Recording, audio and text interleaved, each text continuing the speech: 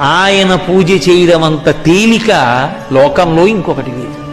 ఎందుచేత అంటే నాకిది కావాలి అని కూడా ఏదీ అడగనటువంటి వాడు. కాశీని నీళ్లు పోస్తే చాలు పరవశించిపోతాడు.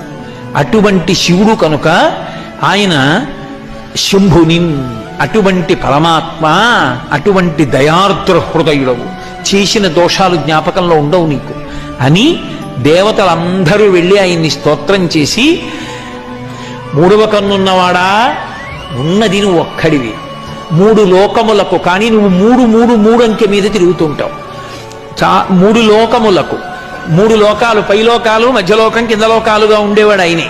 మూడు మూర్తులకును, బ్రహ్మ విష్ణు మహేశ్వరులుగా ఉండేవాడు ఆయనే. మూడు కాలములకు, భూత భవిష్యత్ వర్తమాన కాలములుగా ఉండేవాడు ఆయనే. కాబట్టి మూడుగా కనపడి మూడు కాదు ఒక్కటిగా ఆఖరికి జ్ఞానంలో తెలియబడేవాడివి నువ్వే.